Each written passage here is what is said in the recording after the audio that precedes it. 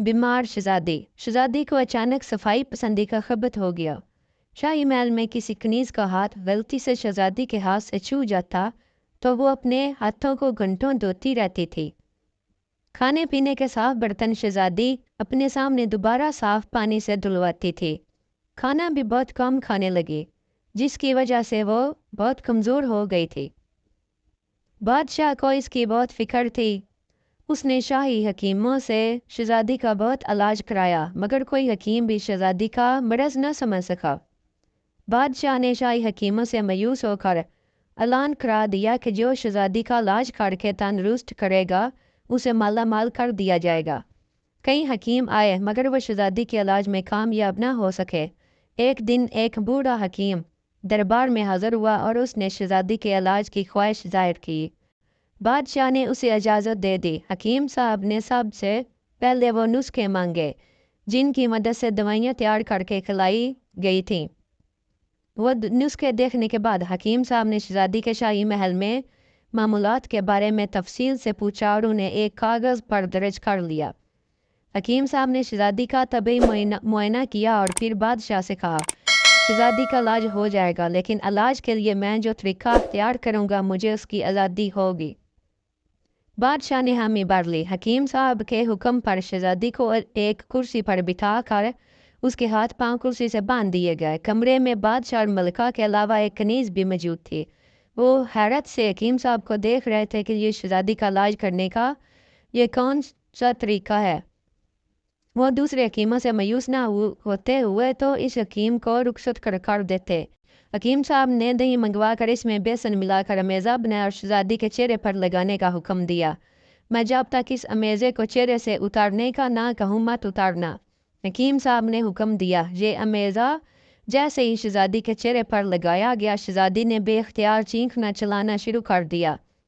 उसके बाद हकीम ने एक गिलास पानी मंगवाया और इसमें से 2 घूंट बादशाह सलामत को पीने को दिया। इसके बाद करीब खड़ी कनीज़ को इसमें से 2 घूंट पीने को कहा। फिर हकीम साहब ने बचा हुआ मशरूब शहजादी को पिलाना चाहा। शहजादी ने वो पानी पीने से इनकार कर दिया। हकीम साहब शहजादी को ज़बरदस्ती वो पानी पिलाने लगे।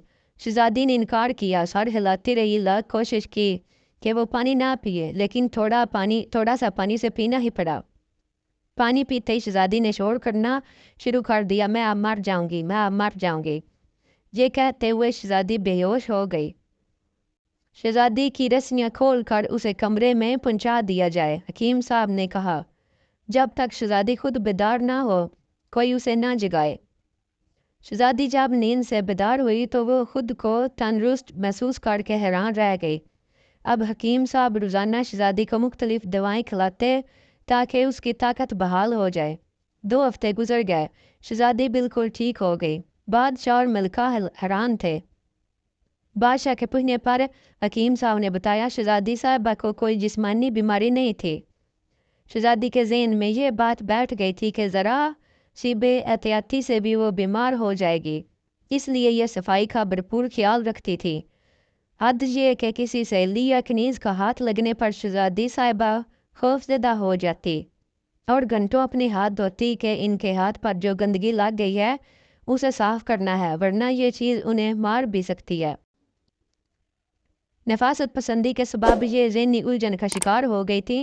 मैंने शहजादी साहिबा को ज़ुबानी तौर पर समझाया कि सफाई अच्छी बात है, लेकिन हद से ज़्यादा नफासत पसंदी नुकसानदा है, और ये बात मैं शहजादी साहिबा को समझाने में काफ़ी हद तक कामयाब रहा हूँ।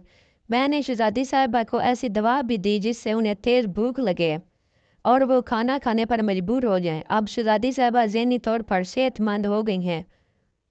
हाथ छूने पर अब ये अपने हाथ नहीं धोती।